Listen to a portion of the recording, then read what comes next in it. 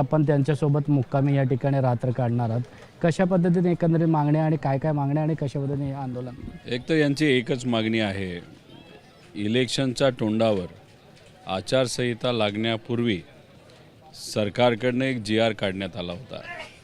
या बिना अनुदानित शिक्षकांना अनुदान देण्यासाठी तो GR त्या ठिकाणी होता. त्याच्यामध्ये काही टप्पे होते. GR निघाला. या सर्व शिक्षकांना वाटलं की ठीक आहे, सरकारने शब्द दिलेला आहे, महाराष्ट्राचं सरकार आहे, त्यांना लगेच निधी त्या ठिकाणी सुरू होईल.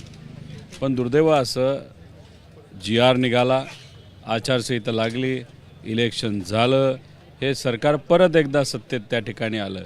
पण त्या दिवसापासून आत्तापर्यंत गेल्या 10 महिन्यामध्ये या शिक्षकांना 1 रुपयासुद्धा अधिकचं अनुदान हे सरकारकडनं त्या GR अनुसार मिळालेलं नाही. या सर्व शिक्षकांना असं वाटलं की चला, पहिलं सेशन झाल्यानंतर त्याच्यामध्ये काहीतरी मिळेल. ते सेशन संपलं, बजेटचं सेशन संपलं. या दोन्ही सेशनमध्ये न मिळाल्यानंतर आत्ता या सेशनमध्ये पुरवणी मागण्यामध्ये या सर्व शिक्षकांना जो GR काढला गेला आहे, 1000 कोटी रुपये त्याच्यासाठी निधी वर्षाला तिथं लागणार आहे, तो निधी मिळेल अशी अपेक्षा होती. पण दुर्दैव असं या अधिवेशनामध्ये सुद्धा त्यांच्या मानधनासाठी नाहीतर त्यांच्या अनुदानासाठी तिथं कुठेही 1 रुपयाची सुद्धा प्रोव्हिजन झालेली नाही. आणि मग हजारोच्या संख्येने हे सर्व शिक्षक जे अतिशय गरीब परिस्थितीमध्ये राहतात, पण काही झालं तरी प्रामाणिकपणे शिक्षण तिथं देत असतात गरीब मुलामुलींना. तर हे सर्व शिक्षक आज 12,000 शिक्षक इथं आले होते. उद्या हा आकडा 20,000 शिक्षकांपर्यंत तिथं जाणार आहे. आणि आज दिवसभर आंदोलन केल्यानंतर शेवटी ते सुद्धा 9-9:30 वाजता महाजन साहेब इथं सरकारचं प्रतिनिधित्व करत आले होते, चर्चा केली.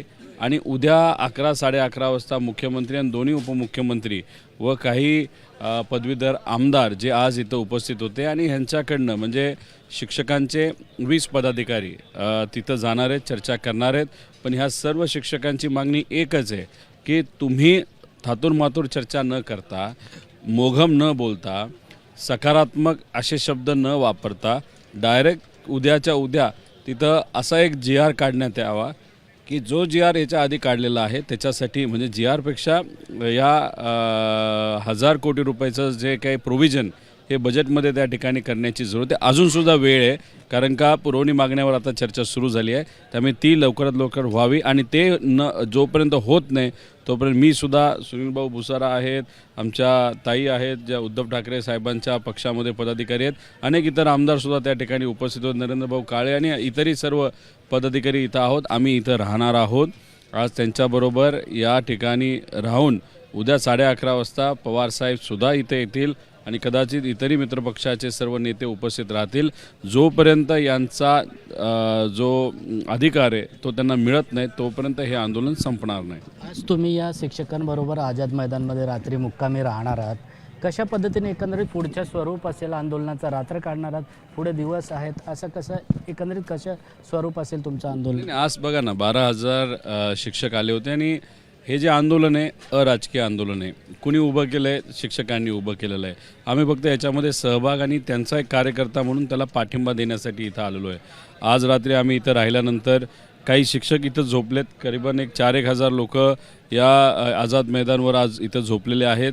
काही रेल्वे स्टेशनवर झोपलेले आहेत, काही रस्त्यावर बाहेर झोपलेले आहेत, काही जे आमदार निवास आहे त्यांचं जे काही लॉबी असते तिथं झोपलेले आहेत. असे 12,000 लोक आहेत. आणि आत्ता मला काही लोक व्हॉट्सॲपवर दाखवत होते अंदाजे 8-1 हजार लोक अतिरिक्त, म्हणजे 12+8 असे 20-1 हजार लोक उद्या असतील. पवारसाहेबसुद्धा असणार आहेत. त्यामुळे या सरकारला निर्णय घ्यावाच लागेल. त्याशिवाय कुठलाही पर्याय या सरकारकडे आहे असं वाटत नाही.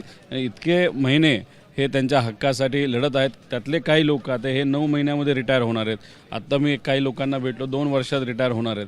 त्यामुळे हा प्रश्न जर आज आणि उद्या नाही सुटला तो हा कधीच सुटणार नाही असं लोकांची भावना झाली आहे. मोठ्या संख्येमध्ये शिक्षक या ठिकाणी आंदोलन करत आहेत. आझाद मैदानामध्ये या ठिकाणी रात्री पावसाळी वेळ आहेत, मात्र मोठ्या प्रमाणात जे शिक्षक आहे अशा उघड्यामध्ये लाईट नाही, अंधार आहेत. कशा पद्धतीने एकंदरीत पाहतात त्यांच्याकडे? एक तर मध्ये पाणी बंद केलं होतं, लाईट तर आता नाहीच आहे, ते तुम्ही तिथं बघितलेलीच आहे. आम्ही भाषण करत असताना जे काही माईक आम्ही वापरत होतो त्याचाही सप्लाय तिथं बंद केला होता, प्यायचं पाणी बंद केलं होतं असं आम्हाला कळतं आहे. आता जेव्हा आम्ही विनंती लोकांना करत होतो, महिलांनाही विनंती केलेली, आपण इथं रात्री थांबू नये. जिथं कुठं रूम घेतल्या असतील, नाहीतर जिथं कुठं तुमचा मित्रपरिवार आहे तिथं तुम्ही राहा. ज्यांना औषध पाणी चालू आहे त्यांनीसुद्धा त्या बाबतीत काळजी घ्या.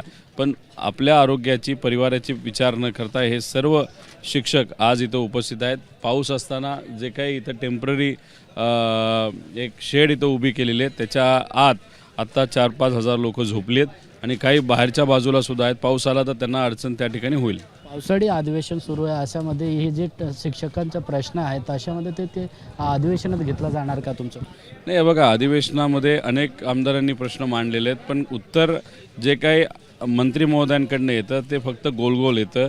कुठेही ते सांगत नाहीत की उद्यापासून आम्ही हे लागू करतोय. आम्ही करत आहोत, आम्ही सकारात्मक आहोत. आम्ही नक्कीच आपला सकारात्मक विचार करू. म्हणजे नुसता सकारात्मक शब्द हा भाषणामध्ये मंत्री महोदय 10 वेळा तरी वापरत असतील. विषय काय, लवकरात लवकर हा विषय सुटला पाहिजे, यासाठी निधी दिला पाहिजे. काय झालं आहे की कॉन्ट्रॅक्टरला पैसे देण्यासाठी यांच्याकडे निधी आहे, पण शेतकरी, कष्टकरी, आमचे शिक्षक, विद्यार्थी, माता भगिनी यांच्या विकासासाठी, यांना मदत करण्यासाठी, त्यांच्या हक्कासाठी मात्र या लोकांकडे, या सरकारकडे पैसा नाही. हे बघून खरंच मनापासून दुःख वाटतं.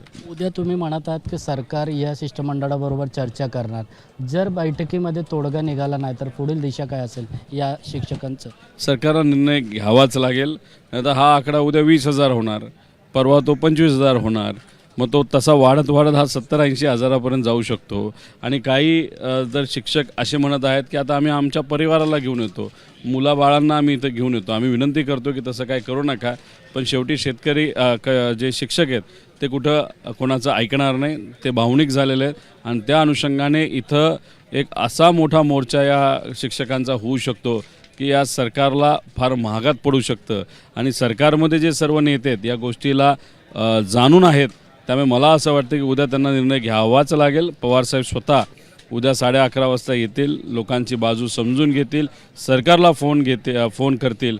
पण उद्या 12-12:30पर्यंत हा मुद्दा सुटेल अशी आम्ही सर्वजण अपेक्षा करतो आहे.